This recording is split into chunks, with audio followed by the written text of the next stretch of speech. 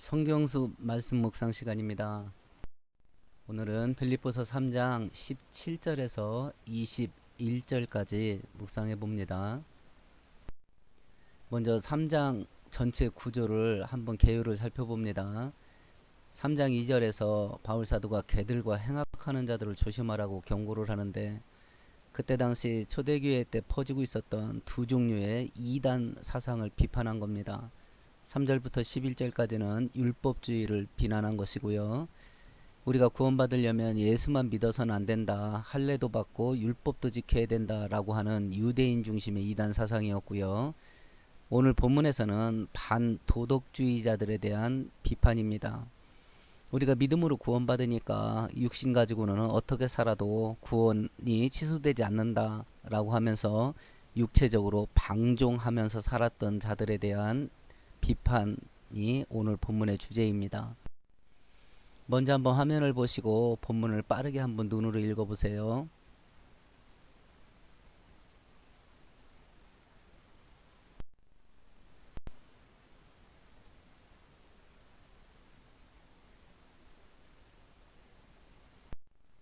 먼저 17절을 관찰해 봅니다.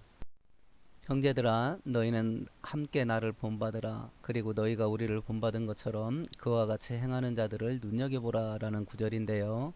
관찰은 한글 그대로를 뭐라고 쓰였는지 문법을 분석하는 겁니다. 첫 번째는 나를 본받으라 라는 것이고, 두 번째는 그와 같이 행하는 자들, 바울사들을 본받으면서 살아가는 사람들, 그런 사람들을 눈여겨봐라 라고 되어 있는데, 이 17절에서 해석해야 될 본문은 구절은 사도 바울을 본받으라 라는 말의 의미가 뭐냐 하는 건 한번 해석을 해봐야 되겠죠. 고린도전서 11장 1절에 보면 바울 사도는 누구를 본받고 있냐면 예수 그리스도를 본받아서 살고 있어요.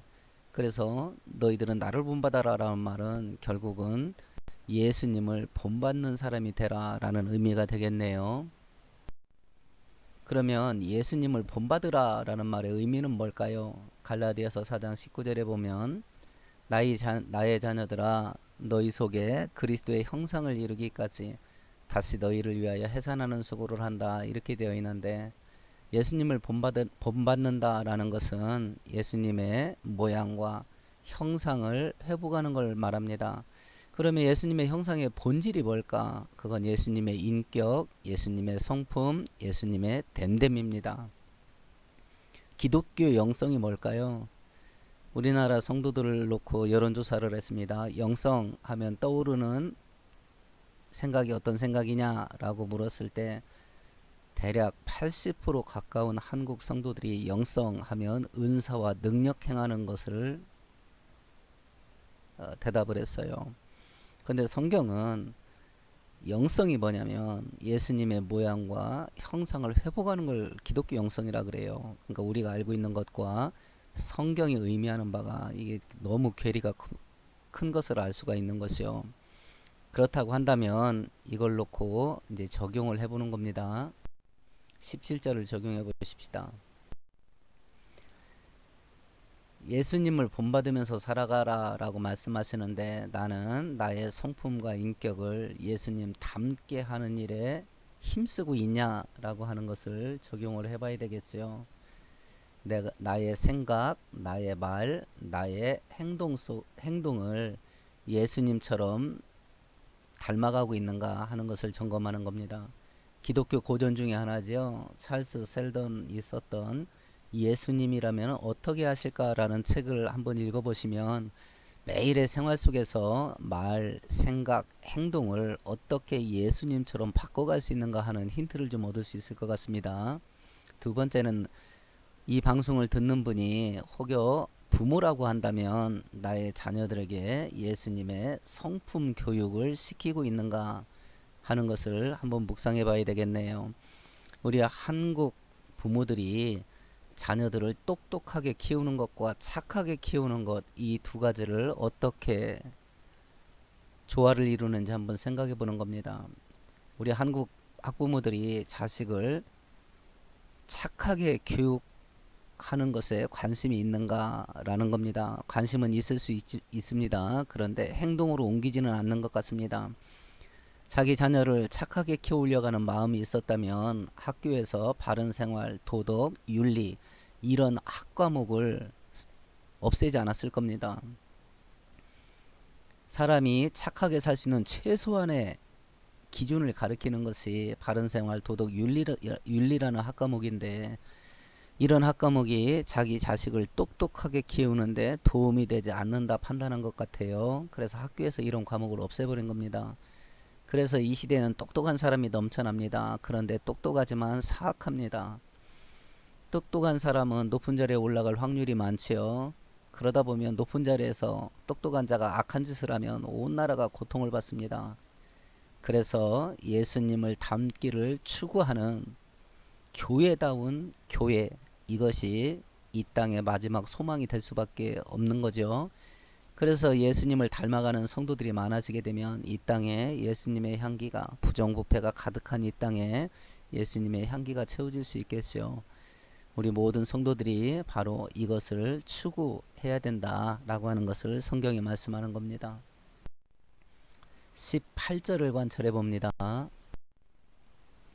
내가 여러 번 너희에게 말하였거니와 이제도 눈물을 흘리며 말하노니 여러 사람들이 그리스도의 십자가의 원수로 행하느니라 라고 되어 있네요. 관찰을 하면 두 가지입니다. 내가 눈물을 흘리며 말한다. 두 번째, 여러 사람이 십자가의 원수로 행한다 라는 구조로 되어 있네요. 그럼 이것을 해석을 해보는 겁니다. 십자가의 원수로 행동하는 것이 무엇인지 한번 해석을 해야 되겠네요. 오늘 본문의 3장에서는 두 가지입니다. 첫 번째는 율법주의입니다. 구원받으려면 예수도 믿고 율법도 행하고 할례도 받아야 된다. 십자가의 완전성을 폐기시키는 것이요. 십자가만 갖고는 안 된다라는 뜻이니까. 두 번째는 반도덕주의입니다. 우리는 예수 믿고 구원받았어. 그 다음부터는 막 살아도 돼 하고 일종의 기독교 쾌락주의적으로 살아가는 거지요. 자기 하고 싶은 대로 하면서 살아가는 겁니다. 막가파식으로 사는 겁니다.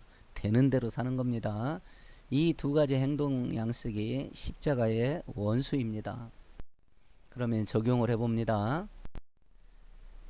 구원은 어떻게 받을 수 있는가라는 걸 점검해 봐야 되겠지요. 구원은 십자가에 달린 예수 그리스도를 믿음으로만 받습니다.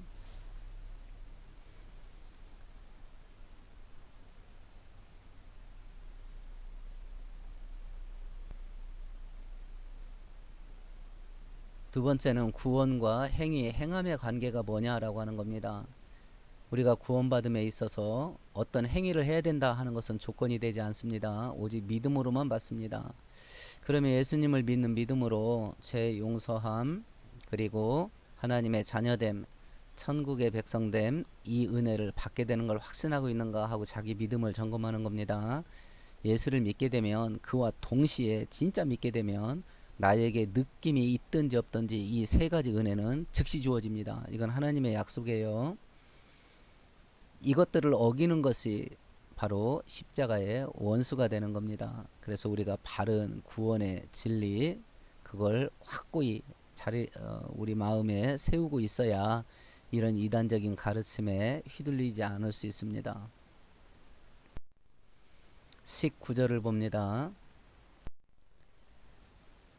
관찰 한번 합니다. 그들의 마침은 멸망이요 그들의 신은 배요 그 영광은 그들의 부끄러움에 있고 땅의 일을 생각하는 자라라고 되어 있네요. 관찰을 해보면 그들은 멸망당한답니다. 누구냐면 십자가의 원수들입니다. 이유가 뭐냐? 세 가지를 말하네요. 그들의 신은 배랍니다. 여기서 배는 무리를 떠다니는 통통배가 아닙니다. 배고프다 할 때 배입니다. 한문으로 하면 배 복자 복통이 있다 할 때 그 배입니다. 두 번째는 그 영광은 부끄러움에 있다라고 되어 있고, 세 번째 땅의 일을 생각한다라고 되어 있네요. 그럼 해석을 해보는 겁니다. 이 세 가지를 해석을 해보면 되겠죠. 그들의 신은 배다. 이게 무슨 뜻이냐? 두 번째, 그 영광은 부끄러움에 있다. 이건 또 뭐냐? 세 번째, 땅의 일을 생각한다. 이게 반도덕주의자들이 살았던 행동 방식들이거든요. 요 세 가지를 조금 더 구체적으로 살펴보면 되겠네요. 먼저 그들의 신은 배다 라는 의미가 뭔지 보는 겁니다. 배라고 번역된 원문은 식욕, 탐욕이라는 단어인데 욕망, 정욕이라는 뜻으로 사용됩니다. 자기의 탐욕, 식욕, 욕망, 정욕을 만족시키는 것을 신을 섬기는 것처럼 사는 행위를 배를 신으로 섬긴다라는 의미입니다. 그러니까 자기의 욕망 만족시키는 것이 최고입니다. 하나님 필요 없습니다. 예수님도 필요 없습니다. 하나님 말씀에 순종하는 거 필요 없습니다. 내 하고 싶은 걸 만족시키는 것이 최고의 가치가 되는 겁니다. 두 번째는 그 영광은 부끄러움에 있다라는 의미가 뭐냐? 부끄러운 것을 영광스럽게 생각한다라는 의미입니다. 죄를 자랑하고 악을 자랑하는 행위입니다. 교도소에 가면 별이 많은 자가 대접받지요. 너 전과 몇 범이야? 하면 전과가 많은 사람이 자기 죄를 자랑하는 거지요. 사기꾼이 너 얼마 사기쳐봤어? 나는 얼마 사기쳐봤다. 큰 액수를 사기친 것을 자랑하고 그것을 영광스럽게 생각하는 행위, 그런 의미가 바로 그 영광은 부끄러움에 있다라는 의미입니다. 세 번째는 땅의 일을 생각한다. 세상이나 세상에 있는 것들을 사랑하는 거지요. 요한일서 2장 15절 같이 물질 중심, 육신 중심, 세상 중심으로 사는 겁니다.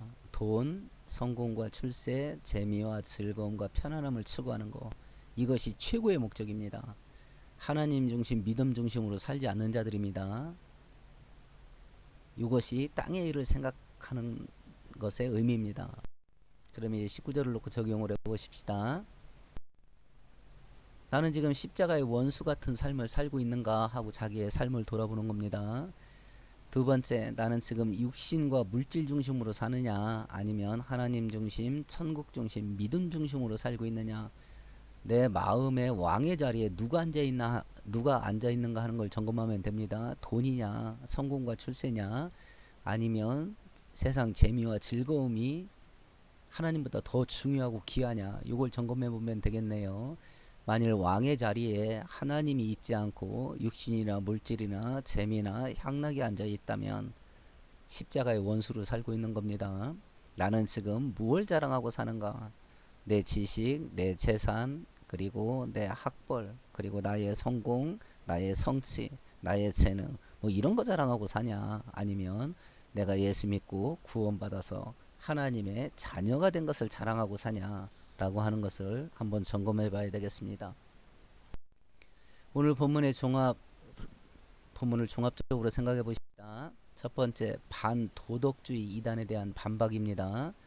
이 사람들은 탐욕과 정욕을 만족시키고자 하고 세상과 물질 중심으로 사는 겁니다. 그래서 십자가의 원수로 살고 있는 겁니다. 그러면 진짜 성도는 예수님의 발자취를 따라 사는 거다. 지 멋대로 살면 안 된다. 진짜 성도는 의로움과 거룩함을 가지고 살아야 된다. 세 번째는 진짜 성도는 하나님을 자랑하는 거다. 이것이 오늘 본문의 주제가 되겠습니다. 오늘은 여기까지 하겠습니다. 고맙습니다.